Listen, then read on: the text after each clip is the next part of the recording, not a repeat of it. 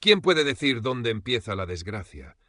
¿En un gesto casual, en una mirada sostenida un segundo más de lo debido, o en la tierra reseca y cuarteada de una Andalucía que parecía exigir sacrificios bajo el sol implacable de finales del siglo XIX?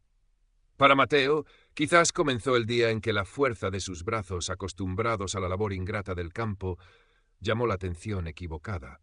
El sol caía a plomo sobre el olivar de don Álvaro de Rivas, terrateniente de vastas extensiones cerca de la serranía de Ronda. El aire olía a polvo y a aceituna madura, un aroma que se pegaba a la piel y a la ropa. Mateo, con sus 20 y pocos años, movía la vara con una destreza heredada, derribando los frutos oscuros sobre las lonas extendidas en el suelo. Su cuerpo, aunque vestido con la humilde ropa de jornalero, camisa de lienzo vasto, pantalón remendado, delataba una musculatura forjada en el trabajo diario, una fortaleza natural que contrastaba con la resignación que a veces sombreaba su mirada. Oscura. Su cuerpo, aunque vestido con la humilde ropa de jornalero, camisa de lienzo vasto, pantalón remendado, delataba una musculatura forjada en el trabajo diario, una fortaleza natural que contrastaba con la resignación que a veces sombreaba su mirada.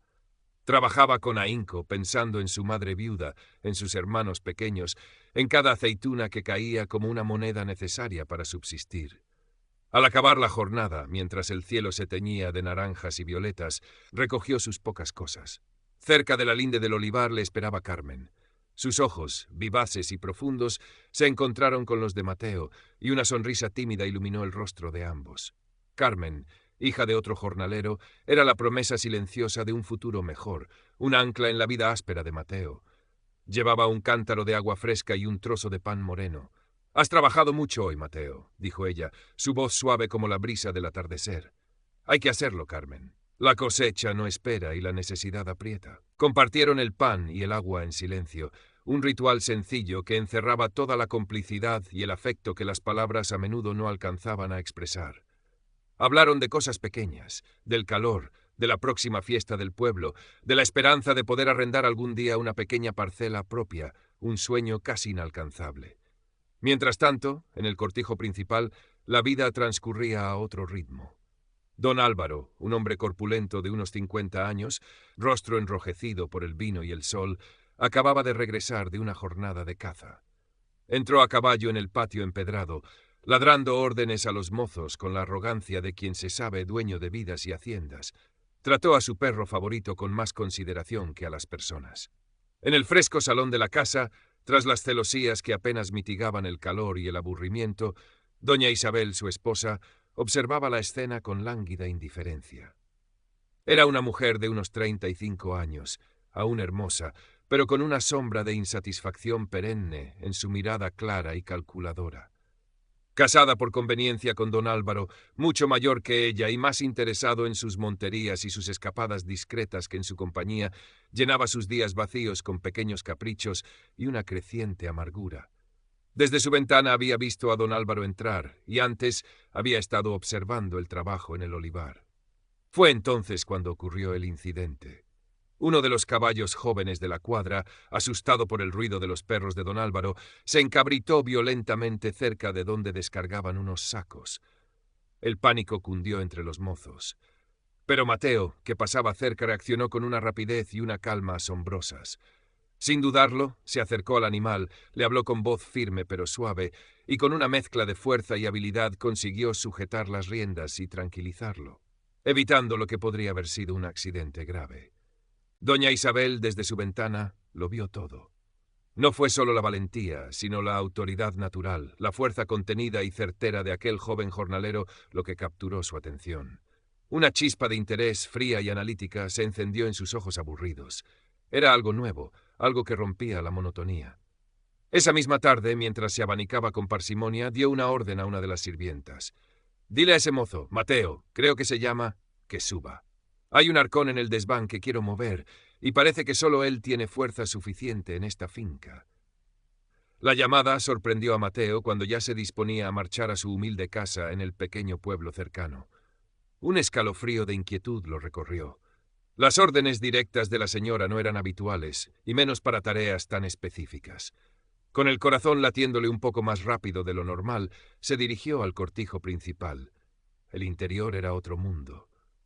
Frescor, silencio, el olor a cera y a flores secas. Lo condujeron a través de pasillos en penumbra hasta una estancia amplia y algo desordenada, llena de muebles cubiertos con sábanas. Doña Isabel estaba allí, de pie, junto a una ventana recortada contra la luz del atardecer. «Ah, eres tú, Mateo», dijo, volviéndose lentamente. Su voz era educada, pero con un matiz distante. «Necesito mover ese arcón de allí. Pesa demasiado para los otros». Mateo asintió en silencio y se acercó al pesado mueble de madera oscura. Mientras forcejeaba con él, sintió la mirada de doña Isabel fija en su espalda, en el esfuerzo de sus músculos bajo la camisa. Era una mirada intensa, evaluadora, que lo hizo sentirse extrañamente expuesto e incómodo. Consiguió mover el arcón al lugar indicado. «Bien», dijo ella, sin apenas mirarlo ahora. «Puedes retirarte». Mateo hizo una leve inclinación y salió de la estancia sintiendo un alivio inexplicable, pero también una vaga sensación de peligro, como si hubiera entrado sin darse cuenta en un territorio desconocido y resbaladizo. Mateo hizo una leve inclinación y salió de la estancia sintiendo un alivio inexplicable, pero también una vaga sensación de peligro, como si hubiera entrado sin darse cuenta en un territorio desconocido. Y los días siguientes, Mateo intentó sumergirse en el trabajo, borrar de su mente la imagen de la señora y su extraña mirada. Pero la inquietud persistía. Un par de días después, la misma sirvienta volvió a buscarlo. «La señora dice que vayas al jardín. Quiere que arregles el emparrado de las rosas, que se ha soltado con el viento». El jardín privado era un oasis de sombra y verdor, un lugar al que los jornaleros rara vez tenían acceso. Doña Isabel estaba sentada en un banco de piedra, con un libro abierto sobre el regazo que no parecía estar leyendo. Llevaba un vestido claro que realzaba la palidez de su piel. «Acércate, Mateo», dijo señalando una estructura de hierro cubierta de rosales. «Esa parte de ahí arriba está suelta. Ten cuidado con las espinas». Mateo se puso a trabajar, consciente de nuevo de la presencia de la señora a sus espaldas. El silencio era denso, solo roto por el zumbido de las abejas y el roce de las hojas. Cuando terminó, se volvió para informar. Doña Isabel se había levantado y estaba muy cerca, demasiado cerca. «Tienes manos fuertes, Mateo», dijo en voz baja, sus ojos claros fijos en los suyos. «Manos acostumbradas a dominar, como hiciste con el caballo». Mateo retrocedió instintivamente un paso, balbuceando algo ininteligible. El corazón le martilleaba en el pecho. El perfume de la señora, una mezcla de flores y algo más indefinible y perturbador, lo envolvía. «No tienes por qué tener miedo de mí, Mateo», continuó ella, su voz ahora casi un susurro. Dio un paso hacia él, acortando la distancia que él había intentado crear. Levantó una mano y rozó levemente su brazo, allí donde la manga remangada dejaba ver la piel curtida y el músculo tenso. A veces, una mujer se siente sola en esta casa tan grande. Mateo se quedó paralizado, atrapado entre el miedo a ofender a la esposa del patrón y una confusión abrumadora. No sabía qué hacer, qué decir. Doña Isabel sonrió levemente, una sonrisa que no llegó a sus ojos. Interpretó su silencio y su inmovilidad como una forma de consentimiento, o al menos de sumisión. Acercó su rostro al de él. Mateo cerró los ojos, sintiendo una mezcla de repulsión y un vértigo extraño. Sintió el roce de sus labios en su mejilla, un contacto fugaz pero cargado de intención. Luego ella se apartó bruscamente. «Ya está bien por hoy. Puedes irte». Mateo huyó del jardín con las piernas temblorosas y una sensación de náusea en el estómago. Se sentía sucio, cómplice involuntario de algo que no comprendía del todo pero que intuía peligroso. La imagen de Carmen acudió a su mente, pura y leal, y la culpa lo golpeó con fuerza. Durante los días siguientes vivió en un estado de angustia constante. Evitaba cualquier lugar donde pudiera encontrarse con doña Isabel, buscaba las tareas más alejadas del cortijo, trabajaba hasta la extenuación para no pensar. Su cambio de humor no pasó desapercibido para Carmen. «Mateo, tienes la mirada perdida últimamente», le dijo una tarde mientras descansaban bajo un algarrobo. «¿Te preocupa algo más que la mala cosecha? ¿Es por tu madre?» «No es nada, Carmen, de verdad», mintió él, incapaz de mirarla a los ojos. «Solo el cansancio y el calor». Pero Carmen, con la intuición aguda de quien ama, supo que había algo más, una sombra que se interponía entre ellos. Decidió observar y esperar. Doña Isabel, por su parte, se sintió contrariada por la evidente evitación de Mateo. No estaba acostumbrada a ser ignorada, y menos por un simple jornalero. Su interés inicial, nacido del aburrimiento, se estaba tiñendo de orgullo herido. Decidió que no podía dejar las cosas así. Necesitaba reafirmar su control. Una mañana, bajo el pretexto de supervisar la recogida de aceituna en una zona especialmente apartada de la finca, se dirigió hacia allí a caballo. Encontró a Mateo trabajando solo, vareando un olivo centenario cuyas ramas retorcidas creaban un intrincado juego de luces y sombras. «Vaya, Mateo, qué casualidad encontrarte aquí», dijo, desmontando con estudiada gracia.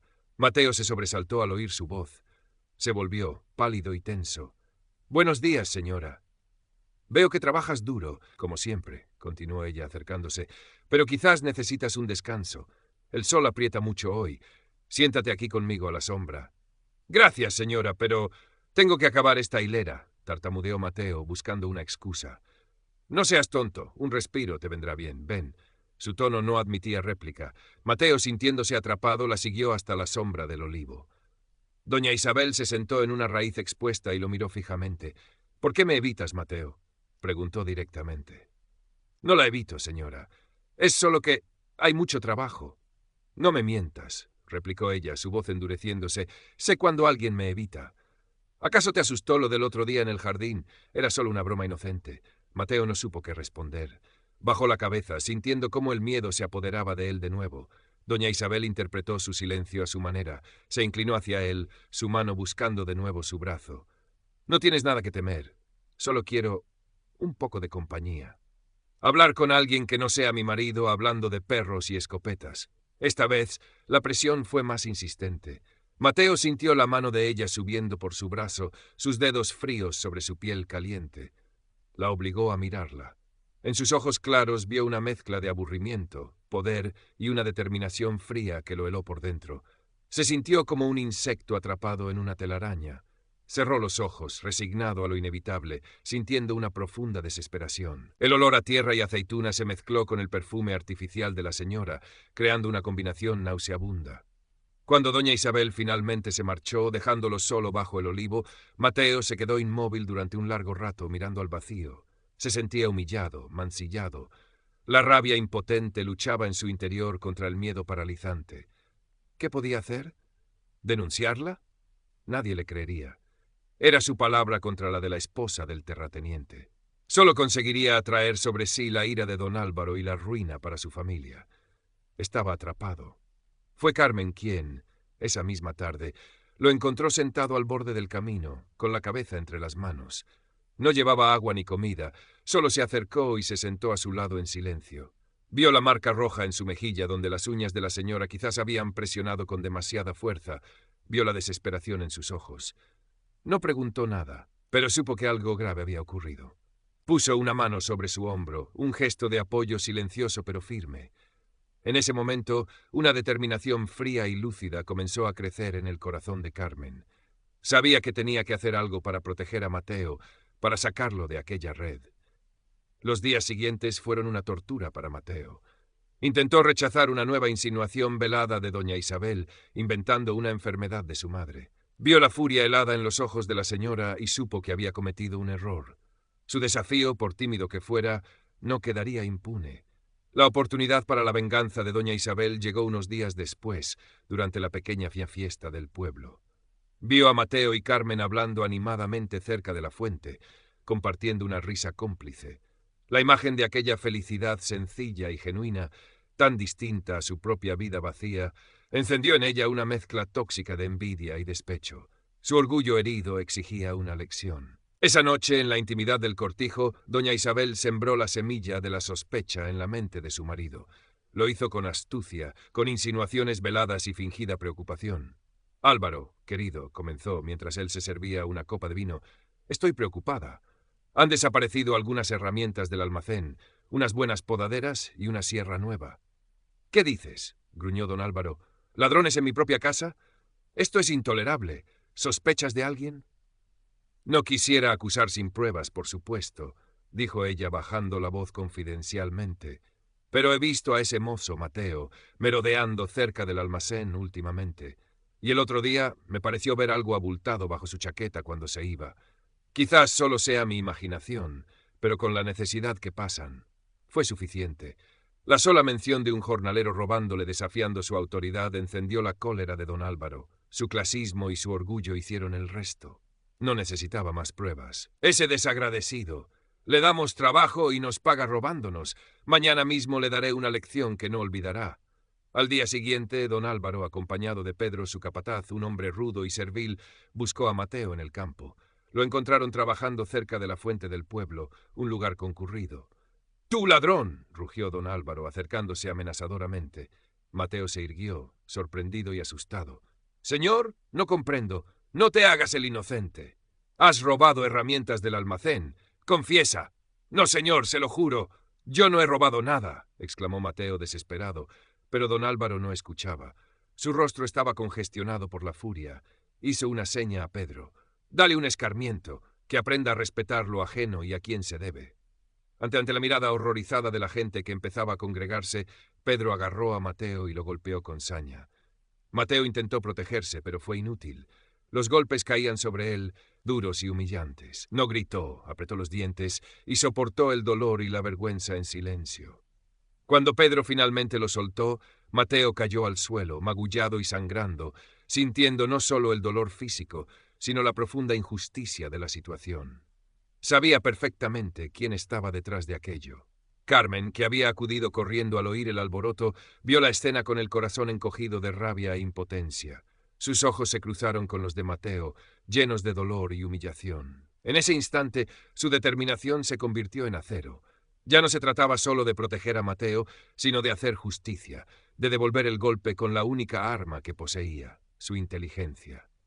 Mientras ayudaba a Mateo a levantarse y lo acompañaba a su casa, su mente trabajaba febrilmente. Observó la rigidez con que doña Isabel pasaba en su calesa poco después, sin dignarse a mirar hacia la fuente. Observó la forma en que don Álvaro se pavoneaba en la taberna esa tarde, jactándose de haber puesto esto en su sitio a un insolente. Conocía sus debilidades, la vanidad de él, el orgullo herido y el deseo de control de ella, y empezó a tejer su plan, un plan audaz y arriesgado, pero que era su única esperanza. Mateo, recuperándose lentamente de la paliza, se sentía completamente derrotado. El miedo era ahora una presencia constante, una sombra fría que lo envolvía. Cuando, unos días después, recibió un nuevo mensaje de doña Isabel, una orden apenas disimulada para que fuera a verla, supo que no tenía otra opción que obedecer. La resistencia solo le había traído dolor y humillación. Estaba a su merced. Fue entonces cuando Carmen intervino. Se acercó a Mateo una noche, cuando él estaba sentado solo en el umbral de su casa mirando la oscuridad con ojos vacíos. «Mateo», dijo suavemente, «sé lo que está pasando. No todo, quizás, pero sé que la señora te está haciendo daño. Y sé que tienes miedo». Mateo levantó la cabeza, sorprendido. Iba a negar, a protegerla, pero la mirada firme y comprensiva de Carmen lo desarmó. Asintió en silencio, con lágrimas de impotencia asomando a sus ojos.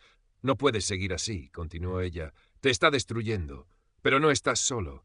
Tengo una idea. Es arriesgada, pero creo que puede funcionar. Necesito que confíes en mí y que hagas exactamente lo que te diga». Mateo dudó. El plan de Carmen sonaba peligroso, casi una locura. Pero al mirar la determinación en los ojos de ella, al sentir la fuerza tranquila que emanaba, una pequeña llama de esperanza se encendió en su interior. ¿Qué podía perder? Asintió lentamente. Al día siguiente, cuando Mateo acudió a la llamada de doña Isabel, lo hizo con una mezcla de temor y una nueva y extraña resolución. La señora lo recibió con una sonrisa triunfante, disfrutando de su sumisión. Le pidió que realizara una tarea trivial, pero la tensión en el aire era palpable. Cuando ella insinuó un próximo encuentro, Mateo, siguiendo las instrucciones de Carmen, respondió con voz temblorosa pero firme. «Señora, aquí en el cortijo. Es peligroso. Alguien podría vernos. Conozco un lugar discreto. El viejo molino de aceite abandonado junto al arroyo. Nadie va nunca por allí. Podríamos vernos allí, mañana por la noche». Doña Isabel lo miró, sorprendida por la iniciativa, pero la idea de un encuentro clandestino en un lugar apartado pareció excitarla. Una sonrisa calculadora se dibujó en sus labios. «Está bien, Mateo. Me parece adecuado. Mañana al anochecer en el molino. Sé puntual».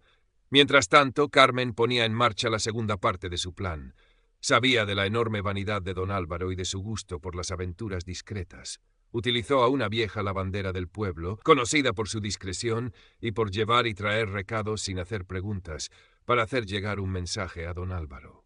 El mensaje, escrito con letra torpe y anónima, hablaba de una admiradora secreta, una mujer joven y hermosa, quizás la sobrina recién llegada de un capataz vecino, una figura convenientemente vaga e inexistente, que ardía en deseos de conocerlo y que le proponía un encuentro apasionado en el lugar más discreto que conocía, el viejo molino de aceite abandonado, la noche siguiente, al anochecer. Don Álvaro recibió el mensaje con una mezcla de sorpresa y engreimiento. ¿Una admiradora secreta? Naturalmente. Su ego se infló. La idea de una aventura excitante y prohibida lo llenó de anticipación. No se paró a pensar en la extrañeza de la propuesta ni en los posibles riesgos. La vanidad cegó su prudencia.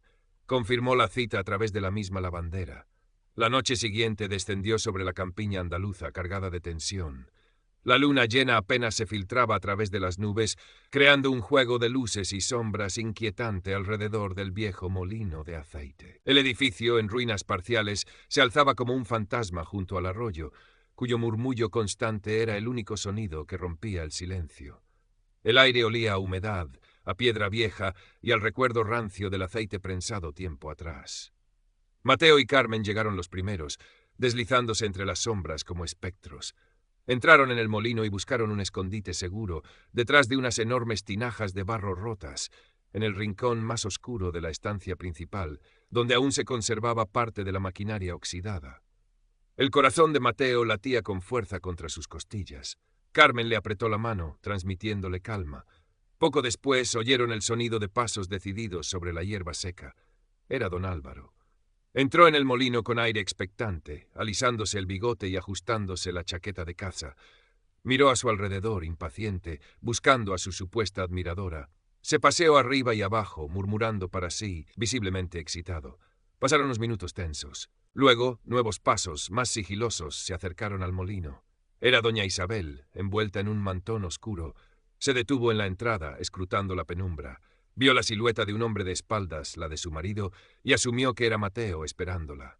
Una sonrisa de anticipación y poder se dibujó en su rostro. Se acercó por detrás, silenciosamente. Don Álvaro, ajeno a su presencia, seguía esperando a su conquista. Doña Isabel llegó hasta él y, creyendo dirigirse a Mateo, le puso una mano en el hombro y susurró con voz posesiva: «Ya estoy aquí, querido. Te has hecho esperar. ¿Estabas impaciente por mí?» Don Álvaro se sobresaltó y se giró bruscamente, esperando encontrar a la joven y ardiente admiradora del mensaje. En lugar de eso, se encontró cara a cara con su propia esposa. Doña Isabel, al ver el rostro congestionado y sorprendido de su marido en lugar del de Mateo, se quedó petrificada. El color huyó de sus mejillas. Se miraron el uno al otro durante un segundo eterno, en un silencio cargado de incredulidad y estupor. «¿Isabel? ¿Qué? ¿Qué demonios haces tú aquí?», tartamudeó don Álvaro, siendo el primero en reaccionar. «¿Yo?», replicó ella, recuperando parte de su compostura helada. «¿Qué haces tú aquí, Álvaro? ¿Esperabas a alguien?». «Pues claro que esperaba», comenzó él, pero se detuvo en seco, dándose cuenta de la trampa en la que había caído. Miró a su esposa, luego alrededor, como buscando una explicación. «¿Y tú? ¿A quién esperabas tú en este lugar inmundo?». La acusación flotó en el aire denso del molino. Sus miradas se cruzaron, llenas de sospecha y resentimiento acumulado. La verdad de la situación, la hipocresía mutua, quedó expuesta bajo la luz fantasmal de la luna que ahora se filtraba por un agujero en el techo. «Así que eras tú», siseó doña Isabel, comprendiendo de golpe. «El mensaje, la admiradora secreta». «¡Qué ridículo eres! ¡Álvaro, y tú!», contraatacó Elfi. «Venías a encontrarte con algún mozo de la finca, ¿eh? Siempre lo sospeché. Eres una». Las acusaciones amargas volaron de un lado a otro, desnudando años de frialdad, desdén y engaños mutuos. Olvidados de dónde estaban, se enzarzaron en una agria disputa, sacando a la luz sus miserias conyugales. Ocultos en la oscuridad, Mateo y Carmen escuchaban la explosión, conteniendo la respiración. Vieron cómo la trampa había funcionado a la perfección, cómo los propios señores se habían desenmascarado el uno al otro. Intercambiaron una mirada en la penumbra, una mezcla de alivio, tensión superada y la amarga satisfacción de la justicia poética. Mientras don Álvaro y doña Isabel seguían inmersos en su agria disputa, sin prestar atención a nada más, Mateo y Carmen aprovecharon el momento. Se deslizaron fuera de su escondite y salieron del molino con el mismo sigilo con que habían entrado. Una vez fuera, echaron a correr, alejándose del lugar por el sendero que bordeaba el arroyo, sin mirar atrás. Corrieron hasta que el sonido de las voces airadas se perdió en la distancia, hasta que solo oyeron el latido de sus propios corazones y el murmullo del agua. Se detuvieron bajo un cielo que empezaba a clarear, respirando agitadamente, sintiendo una mezcla abrumadora de liberación y agotamiento. Habían desafiado al poder y por una vez habían ganado. En los días siguientes, la historia del extraño encuentro nocturno de los señores en el molino abandonado comenzó a circular por el pueblo y las fincas cercanas. Nadie sabía exactamente qué había ocurrido, pero los detalles eran lo suficientemente jugosos como para alimentar las especulaciones y las risas ahogadas. Carmen, con discreción, se encargó de que ciertos detalles ambiguos llegaran a los oídos adecuados, que se habían oído voces airadas que ambos parecían esperar a otra persona. No hacían falta acusaciones directas. La simple imagen de don Álvaro y doña Isabel, los orgullosos terratenientes, sorprendidos en una situación tan comprometedora y ridícula en un lugar ruinoso, bastó para minar su aura de intocable autoridad. La humillación fue silenciosa pero profunda. Don Álvaro y doña Isabel se volvieron más retraídos, saliendo del cortijo solo lo imprescindible, conscientes de las miradas curiosas y las sonrisas mal disimuladas.